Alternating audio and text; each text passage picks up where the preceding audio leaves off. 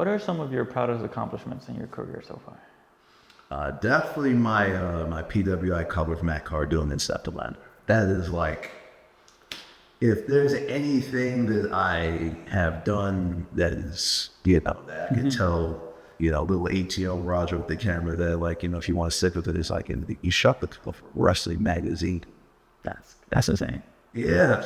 Like, I mean, there's like really great photographers that don't even have that. Right.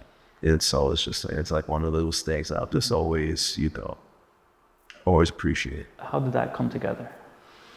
It was actually pretty simple. And I had worked with PWI before with Casey Kirk, and it was just like, I got hit up by the editor of PWI, and he was like, hey, so Matt Cardona is going to be at House of Glory, and we'd like to shoot him and Steph for a cover. We know where they're going to be there. And I was just like, you know what? I'll do it. It was at that time the biggest thing I've really ever done. And I was incredibly nervous about it.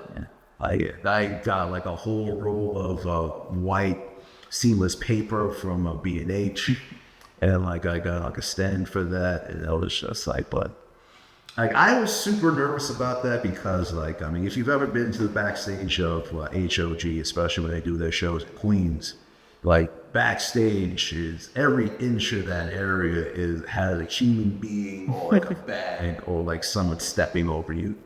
And so it's just like, I was really nervous if I was going to have the room to do it. And I had just about enough room. It's nice.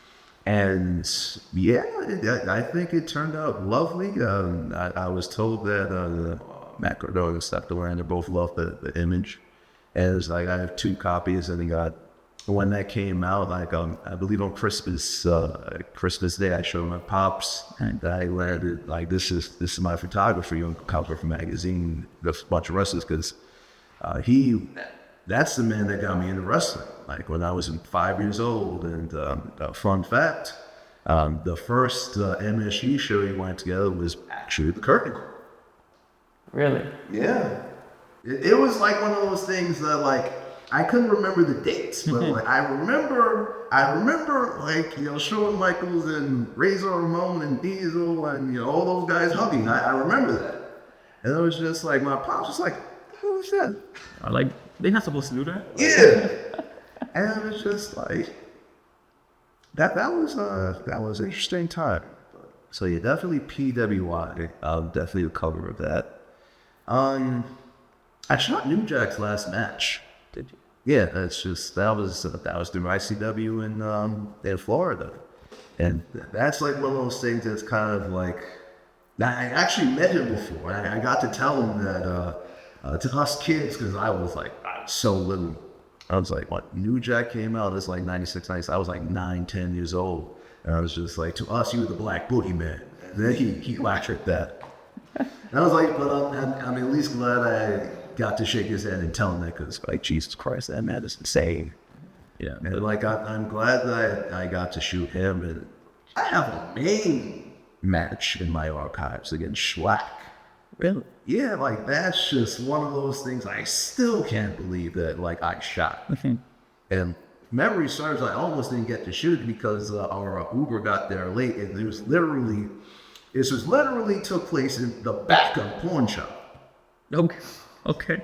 And it's just like, we get there, there's cops, and it's just like, it's literally like a situation like, I gotta drop my shit and shoot. Yeah. Like, like, just get the right lens, and like, because they was already fighting the crowd. It was like, so sometimes, you gotta be on the ball. Right. I was like, one more I could add to the list. I was able to shoot Mercedes Mone in her debut for AEW via PWI. That was a big thing for me, because I was a big fan of Sasha Banks at the time, right? When she was in NXT and then WWE, and I was there for that infamous Brooklyn Takeover match. Were you really? Yeah, me and my roommate at the time. That was one of the hottest crowds I could ever remember, and I've been to several WrestleManias. Yeah. Oh yeah, no, that crowd is legendary. Like that Brooklyn crowd. Hi.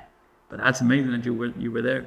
And then it's what a maybe full circle moment to then shoot her debut at Yeah, AEW. like I met her like a couple of years ago too. So it was just like that was a really big moment for me, man.